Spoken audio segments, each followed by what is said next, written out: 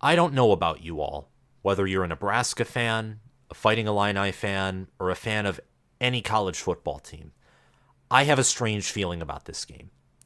Nebraska is on the road against Illinois. The game kicks off at 8 p.m. Eastern Standard Time, or for Illinois and Nebraska fans, 7 p.m. Central Time. And at the same time as football is a game of matchups, X's and O's, different performances and skill levels at various positions, coaching, home field advantage, weather, just a plethora of factors that determine a game on any given Friday, Saturday, occasionally Monday, Thursday. I think even like Maction, they play on Tuesdays or maybe even Mondays. I don't know. But period, amen, football has a lot of variables that go into determining the outcome of a game. At the same time, like I mentioned earlier, there's another factor that my intuition is bringing to me. And that factor, I think, will triumph everything in this matchup. And that is what team wants or thinks they need this game more than the other. I think whoever wants this win more will win this football game.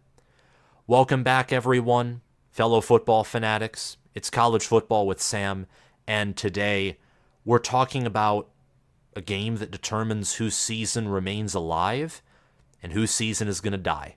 Because whoever moves to 2-4 on the year and 0-3 in the Big Ten, and whoever loses in this matchup right now of the two worst teams by record in the Big Ten West, your season's dead, to be frank. You're probably not going bowling.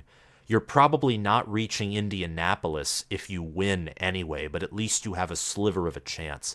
If Nebraska loses to Illinois, or if Illinois loses to Nebraska, vice versa, all hopes of going to Indianapolis and playing for what could be the final hope of a Big Ten championship game appearance for many of the West Division teams, well, that'll be done with a loss in Champaign at likely 11 p.m. Eastern Standard Time or midnight Eastern Standard Time is when this game will finish. Before we resume this show, please make sure to like this video, click the big red subscribe button, and hit the notification bell. That way you can join Big Ten Football's best YouTube channel and one of the best shows in the realm of college football on the tube, and also so that you won't miss any video that I do in the future, whether it's about Nebraska football, Illinois football, Big Ten football. I just did a video reacting to the 2024 through 2028 Big Ten schedule release, and I will be doing a live stream on that topic, going in depth for mostly the 2024 and 2025 schedules, but also the future ones.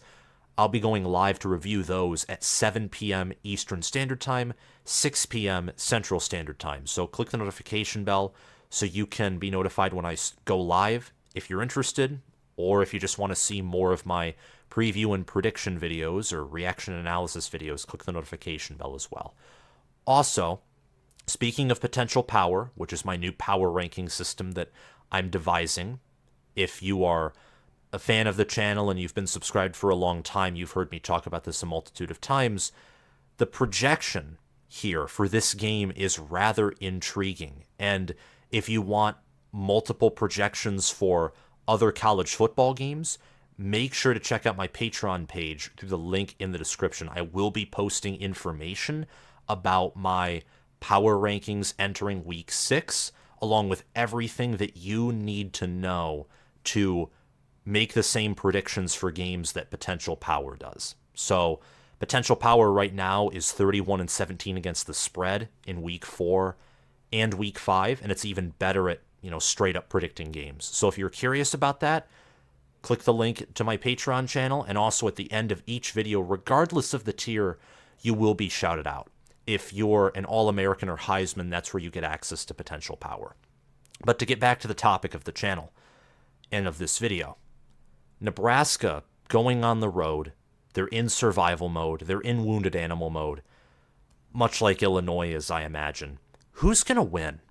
Tell me down below your thoughts, your analysis, comment them, and I'll try my best to respond so we can have a conversation. There might be something that you're seeing that I'm missing. Maybe I'm wrong about the intuition part of my mind about whoever wants this game more is going to win it. Maybe regardless of which team wants it more, another team has this massive advantage over another that I'm just not seeing. I think it's obvious that both teams have had their share of struggles throughout the 2023 season. In fact, both of them got blown out in Week 5. Nebraska losing 7-45 to Michigan, and Illinois losing 19-44 to Purdue. Nebraska was picked by many to cover the spread against Michigan, and even though I picked Michigan to cover and have a dominating performance, I thought it was going to be more competitive than a game where Michigan scored 45 unanswered points before Nebraska broke off a fluke run against Michigan's third stringers in the fourth quarter. Nebraska touted the second best rushing defense by rushing yards allowed in all of college football. And Jim Harbaugh just looked at the camera and said, "Watch this." And Michigan pounded the rock for nearly 250 yards in Memorial Stadium. It was a very deflating loss for Nebraska. And for Illinois, I would argue, despite the fact that they at least scored in the double digits and played on the road, that their loss was even worse.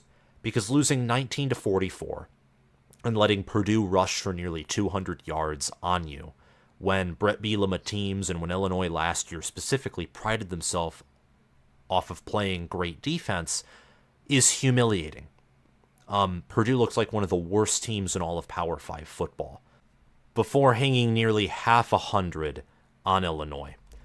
Both Illinois and Nebraska have also been dominated in other games. Nebraska lost 14-36 at Colorado.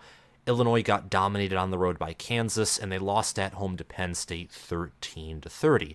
To add extra humiliation, the cherry on top to Nebraska, it's funny that cherry is red, the color of the Cornhuskers, Matt Rule had a Scott Frost moment to open up the season at Minnesota, losing 10-13, giving up a fourth down touchdown conversion, and also having several key turnovers that ultimately led to a game-winning field goal for PJ Fleck's squad. Nebraska's 2 wins come against Louisiana Tech and Northern Illinois. Illinois' 2 wins come against Florida Atlantic and Toledo. So both of these rosters and coaching staffs are desperate for a win. I imagine that they're treating this game like their toughest challenge of the year, if I'm being honest, because like I mentioned earlier in the video, a loss here and any hope of going bowling, especially any hope of winning the West or being in that conversation, is dead with a loss on Friday night. Both teams need a win on Friday night, but the problem is only one of them can come away as a victor. After all, they're both facing off against each other on the same field. They're not playing different teams. Both are 2-3, as I've already mentioned beforehand, and there's only a sliver, just a sliver, that's separating both teams according to potential power. Vegas is favoring Illinois by 3.5 points, and ESPN's FPI is giving the Fighting Illini a 61.1% chance to win. Potential power favors Illinois to win this game by about 2, and that's really factoring in home field advantage, if you can call Memorial Stadium Illinois' home field, especially when they play this game. It wouldn't surprise me if half the fans that showed up on Friday night at 8 p.m. or 7 p.m. Central Standard Time were Nebraska fans. Wouldn't surprise me one bit. So this game is essentially a coin flip, looking at it. There are positions where Nebraska and Illinois, in fact, are far superior in comparison to each other, but those different advantages often weigh out or balance out the varying other advantages that either the Cornhuskers or the Fighting Illini have over each other. I released a community poll, and I do this for every game that I'm going to make a preview and prediction video for, and about nearly 2,000 people voted, and I was very impressed with that number. 55% of voters picked Nebraska to win, 45% picked Illinois to win. So about 1,000 picked Nebraska to win, and just over 800 picked the Fighting Illini to win. I have a large Nebraska fan base on my channel, but I find that Nebraska fans are fairly objective, and a lot of this is due to the fact of several losing seasons in a row that have either broken their spirit or have made them aware of the worst possible scenario, which is losing, or in many cases, losing big. So I think even with that large Nebraska contingent, that is following what a lot of people think and what Vegas thinks from my poll, that this is a coin flip game. And if Nebraska was the home team, I imagine Nebraska would be favored perhaps by more than 3.5, especially because they got humiliated in their home field, and the next team that they're going to play in Lincoln, they're not going to want to give them an inch. They're going to want to defend their home turf as hard as any game this year or any game in recent memory, I think. So this is an intriguing matchup in my mind. Both of these teams, again, are very, very even. And both head coaches, are known as builders. And they like to run the ball. They like to be sound. They typically have great defense. Illinois, I can't speak to that whatsoever. I think their defense is way down, not living up to the potential that it has. There's definitely some coaching issues involved. For Nebraska, Tony White's a great defensive coordinator. I like how he's implemented the 3-3-5 with the Cornhuskers, and their defensive line's impressive. Their linebacker room is impressive. Their secondary is too. They are dealing with some injuries. I know Deshaun Singleton is injured, and I think Reimer will likely be out for this matchup. I heard that information from Corn Crazed, by the way. Great Nebraska channel. We collaborate a fair amount. Make sure to go over to his channel and subscribe if you haven't already, though I imagine most of you have subscribed to him and are familiar with who he is. I watched his video. He's picking Nebraska to win, and to be frank, I can't blame him whatsoever.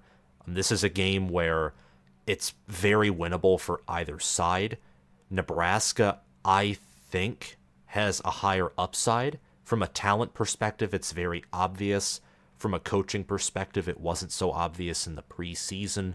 But now I think that Nebraska has an edge on defense, and I think a large portion of that is due to coaching. I know Illinois lost a lot after a 2022 season where they had the nation's #1 defense, but regardless, I mean, the fall off that Illinois' defense has faced is impressive and not in a good way. Meanwhile, Nebraska has a more physical defense than anything I saw in the Scott Frost era. This including a 2021 Eric Chenander defense that I thought was a good to potentially great defense. The offense for both of these teams, a trench play, has suffered quite a lot. Illinois' trenches have taken a big step back compared to last year. Nebraska has taken a step forward, but not a massive step forward.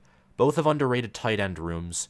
Both, when healthy, have underrated wide receiver rooms, though Isaiah Garcia Castaneda being out and Marcus Washington not performing to the degree that I expected him to means that Nebraska's wide receivers have a lot of issues when it comes to depth.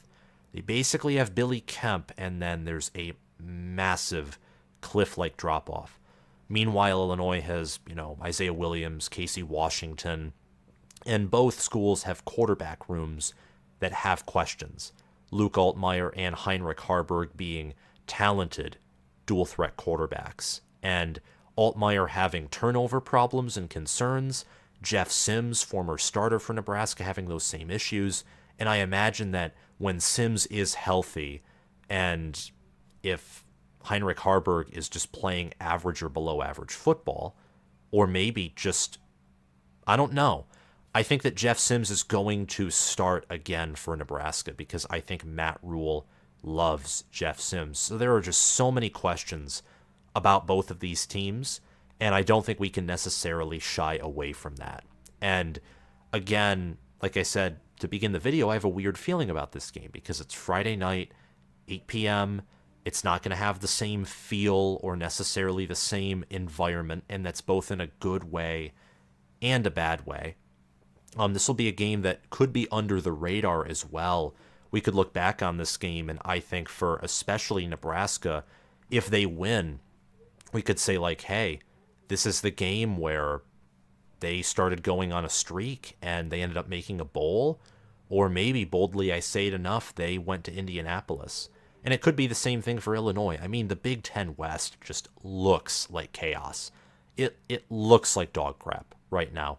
It's Wisconsin in my mind, and then everyone else is so close. And Wisconsin has shown vulnerability as well. An example of this is their opener against Buffalo.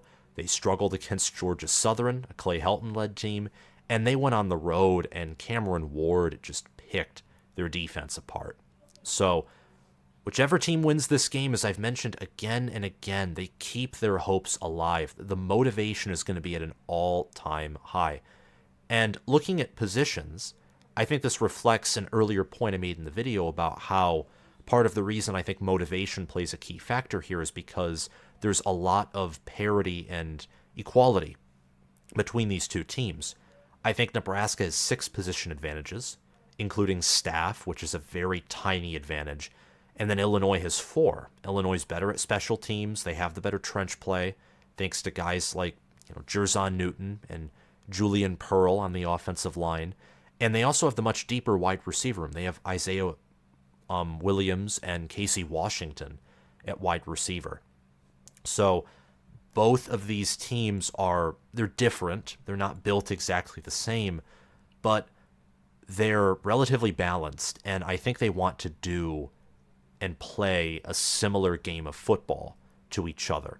Illinois wants to play bully ball. They want to run Reggie Love III and Josh McCray and use Luke Altmyer situationally. I've watched Illinois, and they're not utilizing Luke Altmyer on the ground as much as they could, and I think that's scheme. I think they want to run, the classic Brett Bielema just ground and pound attack through the running backs.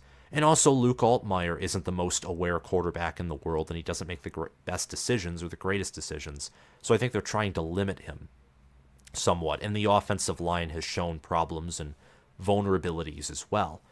But that's Illinois. You look at Nebraska, and what does Nebraska have? Well, Nebraska, before sadly suffering several strings of injuries to Gabe Ervin Jr. and Ramir Johnson, their top 2 running backs who are now out for the season, sadly, they wanted to ground and pound primarily through the running backs as well, and using Jeff Sims, but not using him liberally. Well, now they're forced to use the quarterback more liberally, whether that is Jeff Sims or Heinrich Haarberg, because running back is Anthony Grant, Emmett Johnson, and also Joshua Fleeks. That's the running back room. Joshua Fleeks converting from wide receiver to running back due to depth concerns. And also the fact that he was just more likely to start at running back, better built to be a running back than a wide receiver at this point in his career. At fullback, Janarian Bonner and Barrett Liebentritt are the fullbacks as well. Nebraska's kind of brought back the fullback in terms of blocking, but also receiving and running the football as well. Nebraska is outside of the top 100 in seconds per play, and that was before the Michigan game, also after the Michigan game. They want to chew the clock, keep the defense rested, control the game. Illinois, they want to do something very, very similar. I think right now Matt Rule is the better head coach than Brett Bielema, but it's by the ever slimmest of margins. I also think Nebraska is the better strength and conditioning staff and the better defensive staff. Illinois, though, I think mainly because of offensive coordinator, edges out Nebraska on offensive staff. I have not been impressed with Marcus Satterfield. His decision-making has been downright questionable. And when it comes to quarterbacks, so is Rule. But Rule, looking at his track record, to a certain degree, maybe I should have seen this coming with more clear eyes, in the sense that at Baylor or at Temple, his teams start off very slow, but then in year 2, especially year 3, is when they really begin to climb. And he hasn't been at any college football program for longer than, I think, 4 years. I imagine he's going to be at Nebraska as long as he can. Blue blood school, great job. Nebraska is really the only kind of sport that matters, Nebraska football, in the state of Nebraska. So he gets all the attention and resources in the state for sports. I'm very curious to see like long term, like 5 years down the line, where is Matt Rule? I think he's a good coach, good man, and certainly is more adapted to the game and has a program that is going to provide him with more resources than Brett Bielema. Not that much of that stuff factors into their on-field, in-game coaching, but I do think right now, looking at their overall resume and also what they've done so far this year, I would give Matt Rule the edge and Nebraska's staff the edge over Illinois'. For quarterback, I also give to Nebraska primarily because they have better depth. And whether it's Luke Altmyer for Illinois or Jeff Sims for Nebraska, both of those quarterbacks have been atrocious. We don't have to hide behind that. But Heinrich Haarberg has been very serviceable. He's had 4 passing touchdowns, 1 interception, an interception that was really deflected in the air. He didn't throw a bad pass. A 124 passer rating, which is better than Jeff Sims' 99.4 passer rating. He has 477 passing yards, and he's averaging 6.6 yards per pass attempt. That's not what is necessarily impressive, though. What's more impressive is that he's also leading the team in rushing yards. Nebraska has 1,045 rushing yards in the season already. Heinrich Haarberg has 270 of them, with 2 rushing touchdowns, a long run of 72, and he's averaging 5.3 yards per rush on the ground. Luke Altmyer, by comparison, he's passed for more yards, 1,076. He's averaging 7.5 yards per pass attempt, but unlike Haarberg, he has a massive turnover problem. And I'm hoping Haarberg starts for Nebraska. I'm expecting Haarberg starts, but also I want us to take into account that Illinois' defense looks so bad that Jeff Sims probably wouldn't be a big drop-off in performance compared to Haarberg, especially with Sims having rested for a few weeks. Maybe his confidence is back up. That sometimes happens when you rest your starting quarterback for a week or two, get him healthy, get his confidence back up. Maybe we see more of Sims' upside than his downside if he starts in this game, but I'm expecting Haarberg to start. Maybe I'm wrong on that. Altmyer has 5 passing touchdowns, 7 interceptions. He has a 130 passer rating. On the ground, he has 175 rushing yards. He's averaging 3.7 yards per rush with 3 rushing touchdowns. He's been sacked 19 times. Haarberg's been sacked 8. Sims has been sacked 5. I'm showing that Illinois has the better O-line, and I think a lot of this, watching the Purdue game against Illinois, is Altmyer is not an aware quarterback whatsoever. Like, he just cannot see defenses coming after him. He can't read defenses. I think he makes the offensive line look worse than it actually is. And to a certain degree, I think that's Illinois' offense in general. The running back room's been banged up, and they don't have a home run hitter at running back either. Maybe I'm wrong on that, though, so inform me in the comments down below if you think so. I know for a fact Illinois has the better defensive line. On the other hand, Illinois has Jerzon Newton at defensive end, defensive tackle. Jerzon Newton so far on the year has, I think, 2 sacks, and 2 passes defended, 20 total tackles, even as a blocked field goal attempt. And against Penn State, he was working Olu Fashanu. He's one of the best defensive players in all of college football. If you're Nebraska, you have to double team him. You have to, because with Nebraska's offensive line and the issues that they have, Jerzon Newton is going to get home. He just will. With Chief Borders, MJ Sherman, Nick Henrich, I think Luke Reimer's going to be out in this game. I think Nebraska still has the better linebacker room, and with guys like Malcolm Herzog, Omar Brown, they're going to have the better defensive back room as well. At tight end, I think Thomas Fidone and Nate Borkacher are better than Tip Ryman and Illinois' depth tight ends, but at wide receiver, Isaiah Williams is on pace for close to 1,000 yards, if not more. He has 446 receiving yards. He's averaging 14.9 yards per reception. No receiving touchdowns, though. That right now is Pat Bryant, who's averaging 9.7 yards per reception and has 155 receiving yards. Casey Washington has over 100 receiving yards. Griffin Moore and Tip Ryman each have over 100 yards receiving. But I like Nebraska's upside at tight end more. And Fedoni has 3 receiving touchdowns and 115 receiving yards. Good player, great route runner. It's good to see him healthy and him slowly growing into form and becoming that highly touted, great player that people were expecting him to be immediately out of high school when he committed to Nebraska. Scott Frost recruit, by the way, but he's been developed and kept healthy by Matt Rule's staff. So that's great. And overall, I think, as I've mentioned earlier, this is a coin flip game, a 50-50 type game. Nebraska with 6 position advantages, Illinois with 4. You could probably argue it's 5-5. You could argue that Illinois has more position advantages. Both of these teams have tons of questions. They do have untapped upside, but overall they're very similar in terms of overall performance. And the 2-3 record, the fact that they're only 2 wins come against Group of 5 schools, and they've been dominated or have lost to every Power 5 opponent they have played, tells you something. A player to watch for Nebraska is Billy Kemp IV. Nebraska, outside of Billy Kemp IV, I don't think has a competent wide receiver right now.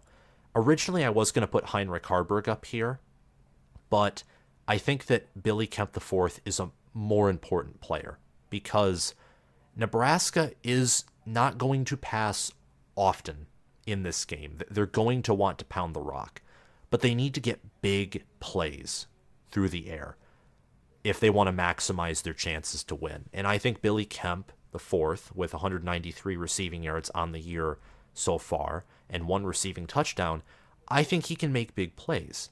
And I also think that he might be, this isn't saying Illinois' secondary is good, I just don't think Nebraska's wide receiver room has much depth. He might be the only wide receiver who Illinois' secondary and defense can't consistently defend. I think he'll cause problems for Illinois' defense. And Anthony Grant, Josh Fleeks, Heinrich Haarberg, they'll cause problems on the ground. But Heinrich Haarberg needs a reliable target, whether it's tight end Thomas Fedoni or, more importantly, I think wide receiver Billy Kemp. He needs a reliable target through the air where he and his receiver can make plays and keep Illinois' defense honest. Because Illinois does have talent up front. They do, especially with Jerzon Newton. And also Keith Randolph, Tayra Edwards. I mean, their defensive line I still think is one of the more talented and better defensive lines in the Big Ten. Their problem is the linebacker room, the defensive backs, and I think coaching on defense overall is just not where it was last season. It's not where it needs to be. And Jerzon Newton, he's the player to watch because he can cause disruption and he can cause chaos by himself. He doesn't need help. He can be a one-man army for Illinois' defense. Already 2 sacks on the season, 20 total tackles, 12 of them solo. Last year he had 5.5 sacks, 3 passes defended, 28 solo tackles, 59 total tackles. And his best game was against Penn State, where he had 6 total tackles, 2 passes defended. He had a blocked field goal, and like I mentioned earlier, he was working Olu Fashanu. He was winning that battle against the nation's #1 offensive line prospect for the 2024 NFL Draft. And Olu Fashanu's a great elite player, but Jerzon Newton is a great elite player as well, just on the defensive line spot. And he can move all around on the defensive line. 6'2", 295 pounds. He had several pressures on Drew Aller. He had 2 sacks against Kansas. The problem is the defense isn't coordinated right, like I mentioned just a few seconds ago. And Devin Witherspoon, Sidney Brown, they're gone. Illinois lost so much at secondary and linebacker last year. They returned their defensive line, and you're seeing where that drop-off in production is hurting them the most. But at the same time, Nebraska doesn't have a competent passing offense. So, in theory, it'll be hard to attack the weakness of Illinois' defense, which is through the air. Nebraska's going to have a solid ground game going if they want to expose the weakness through the air so they can utilize play action, maximize their success, do a better job of burning Illinois' secondary. And Jerzon Newton's a big part of that as well, because if he can shut down the run game, then Illinois' defense can play super aggressive, and they might put Nebraska's offense in a chokehold and force turnovers and make the day easy for Luke Altmyer. And for Billy Kemp, maybe even if the run game is struggling, if Heinrich Haarberg's accurate, if he steps up and has a good day with a great wide receiver in Billy Kemp, maybe Nebraska's held to 100, 150 rushing yards, but they pass for 200, 250 and end up winning. That sounds crazy, but maybe that happens. And I think that there could be and there will be craziness in this football game. That wouldn't surprise me at all. And speaking of the crazy, my prediction is Nebraska 31, Illinois 20. Corn Crazed's prediction, I think, was Nebraska 27, Illinois 24. I think that's what it was. Don't quote me on that. He predicted Nebraska to win, and I mentioned earlier that that's understandable, and that might have alluded to the fact that I was picking Illinois, but nope. Nope. You can't surrender 44 points to Purdue. You can't do that. It was a bad game. I don't know how you recover from that. At the same time, you could ask the question, I don't know how Nebraska recovers from that loss to Michigan. Except I think Michigan is an elite team, and they're the number one team, and if not the number one team, the number two or number three team in all of college football right now. They're in that elite category. They will, at minimum, probably go 11-1 in the regular season, and maybe miss the playoff or reach the semifinal and lose. And at max, they'll go 15-0 and win it all. Purdue's not doing that. Purdue already has 3 losses. And Purdue's defense and offense has just been so up and down throughout the whole season. You know, beating Virginia Tech on the road, losing to Fresno State at home, getting blown out by Wisconsin at home, losing to Syracuse, I think it was at 7 or by double digits at home. Purdue's first home win of the season, it might be one of their only home wins of the season, was against Illinois. Now, you can't hinge your prediction off of one game, but Nebraska's also shown that through a one-dimensional offense, they can dominate Group of 5 opponents. Illinois' offense is more balanced, and yet their defense has allowed Toledo to score on them. They allowed FAU, not Casey Thompson FAU, by the way. I think it was Dominic Richardson led FAU. And FAU nor Toledo are good Group of 5 teams. Maybe Toledo is, but I don't think FAU is. Louisiana Tech and Northern Illinois are not good Group of 5 teams either. In fact, Northern Illinois is one of the worst Group of 5 teams. But regardless, both of these opponents are coming into this game. They're relatively evenly matched. I think if Nebraska just has a cohesive passing offense, it's over. And I think that's what's going to happen here. I think that Nebraska will also dominate through the ground, though. I just think they'll be competent through the air. They might throw a little more than they typically do just to exploit that weakness. They win their first Big Ten game of the season behind a strong defense. They'll force 2 or more turnovers and have 200 or more rushing yards.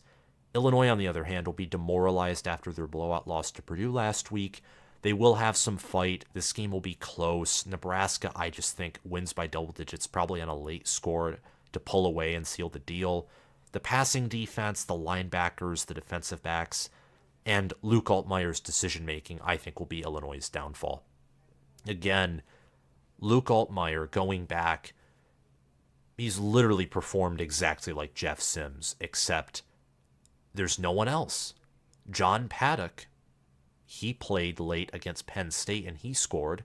He also played a little bit against Purdue, but I don't think they're going to be starting John Paddock. I don't think Illinois will do that because he doesn't have any mobility and he doesn't have the same turnover problems, but he's not accurate and he doesn't really have much, if any, upside. Heinrich Haarberg and Jeff Sims both have upside, and I think having a quarterback advantage here, along with an advantage at almost every skill position level and throughout most of the defense, I think Nebraska's the better team, and I also think they're going to want this game more, and that mentally for them, they need this game more. So I predict Nebraska to win 31-20. I can see Illinois winning, but I just think Nebraska's going to come out from Champaign, Illinois, with a win tomorrow. Let me know what you think of this prediction down in the comments below, and thank you so much for watching this video. I want to give a quick shout out to my patrons, Spencer Bringhurst, my All-American patron, and Will Loftus, Gabriel Callender, Roaming Gnome, and Matthew Sale, my all-conference patrons.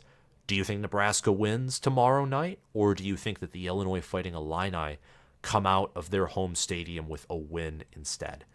Thank you again for watching. Your support is never expected, but it is always appreciated. Have a great night, guys.